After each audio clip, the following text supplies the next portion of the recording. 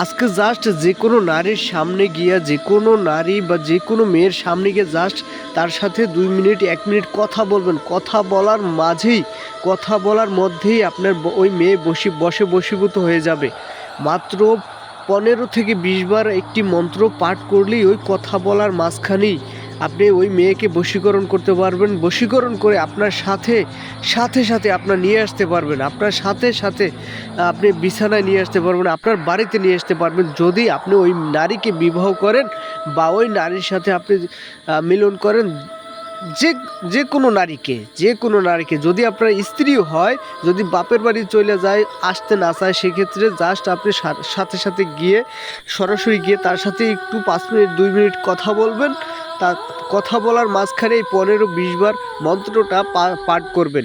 পাঠ করার সাথে ওই কাঙ্ক্ষিত ব্যক্তি আপনার সাথে চলে আসবে। এমন একটি পাওয়ারফুল একটি মন্ত্র আমি আপনাদের মাঝে শেখাবো, খুবই গুরুত্বপূর্ণ, পরীক্ষিত। আপনারা জীবনের লাস্ট ভরসা কইরা এই মন্ত্রটা দিয়ে কাজ করেন। একটি নজরবন্দি একটি মন্ত্র, এই মন্ত্রটা দিয়ে আপনি কাজ করবেন নিয়ম সহকারে আমি দিয়ে দেবো। যদি আপনারা ইউটিউবে, অনলাইনে বা ফেসবুকে কোনো তান্ত্রিক কবিরাজ থেকে প্রতারিত হয়ে থাকেন, টাকা পয়সা নষ্ট করে থাকেন, তাহলে ভিডিওটা আপনাদের জন্য শুরু থেকে শেষ পর্যন্ত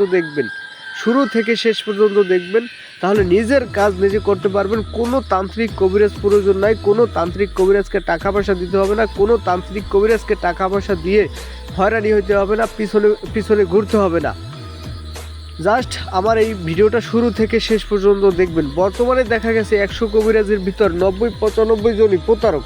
হয়তো ভালো 5 জন থাকতে পারে, কিন্তু ওই ভালো 5 জনের ভিতর একটা সাধারণ মানুষ একজনকে পাওয়াই বড় মুশকিল হয়ে যায়।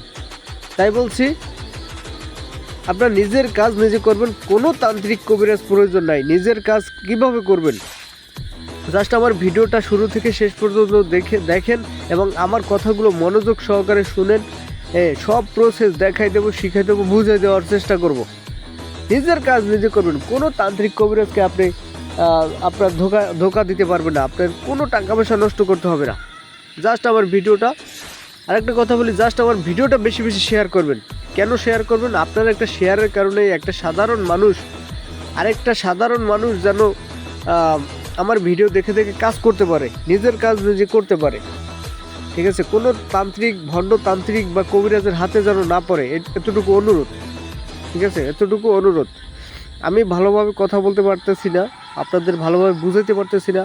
আমি রাত্রে কাজ করি, কাজ করতে ঠান্ডা লেগে গেছে। ঠিক আছে?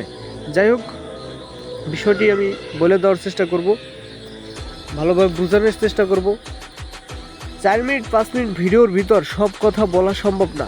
তাই যে কোনো কাজ করার আগে আমার সাথে যোগাযোগ করে, স্ক্রিনে যা নাম্বার আছে, ইমো আছে, হোয়াটসঅ্যাপ আছে, বা সরাসরি কল দিতে পারেন। নামাজের টাইমে কল দিবেন না।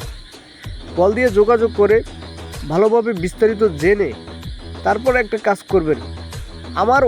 আমার নিয়ম অনুসরণ করে যদি কাজ না হয়, ভাই কসম করে বললাম, আমার নিয়ম অনুসরণ করে যদি কাজ না হয়, আপনি যা খুশি তাই বলবেন, আমি শুনতে বাধ্য।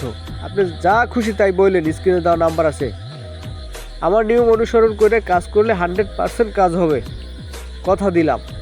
কথা দিলাম, কসম করলাম। ঠিক আছে? যাই হোক, মন্ত্রটা স্ক্রিনে দেখতেই পারছেন। মেয়ে ভুলানো নজরবন্দি মন্ত্র। 2 চক্ষে চাহিলাম, 4 চক্ষে বন্দনা করিলাম, রক্তের খলাখল বিদ্যুৎ ধারা, তাই দিয়া বন্দনা করিলাম, ফলানার নয়ন তারা। এই ফলানার স্থানে ওই কাঙ্ক্ষিত ব্যক্তির নাম, যাকে বশীকরণ করবেন। সে আপনার স্ত্রী হোক বা পছন্দের নারী হোক। ঠিক আছে? তারপর স্যার, বাপ মার আশা স্যার, পাড়ার প্রতিবেশী স্যার, স্বামীর ঘর গৃহ স্যার, আমারে সারিয়া যদি অন্য কোথাও যাস, দোহাই লাগে ঈশ্বর মহাদেবের মাথা খাস।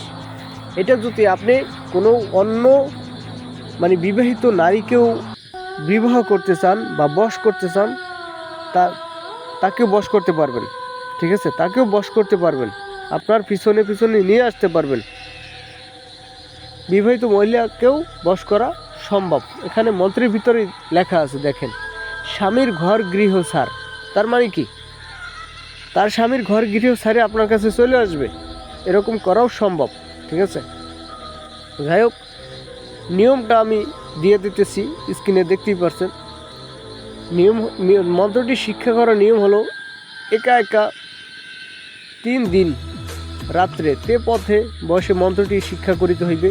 মন্ত্র শিক্ষার দিন মাছ মাংস গরুর মাংস খাওয়া নিষেধ। রবিবার ও বৃহস্পতিবার মন্ত্র পাঠ করা সম্পূর্ণ নিষেধ, ঠিক আছে?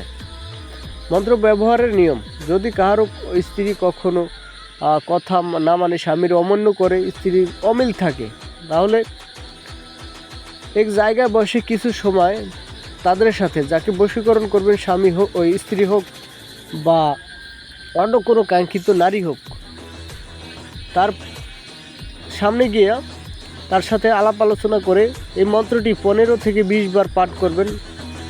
তারপরে ওই কাঙ্ক্ষিত ব্যক্তি বা স্বামী বা স্ত্রী বা যে কাজটা করবে, ঠিক আছে, যে কাজটা করবে তার বাধ্যগত হবে।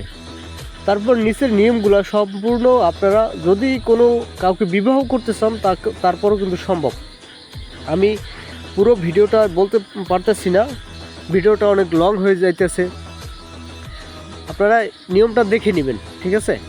যাই হোক, যদি কোনো ভুল ত্রুটি হয়ে থাকে ক্ষমা সুন্দর দৃষ্টিতে দেখবেন, এবং আমার কথায় যদি কোনো কিছু বুঝতে না পারেন তাহলে স্ক্রিনে দেওয়া নাম্বার আছে, যোগাযোগ করবেন। ভালো থাকবেন, সুস্থ থাকবেন। আসসালামু আলাইকুম।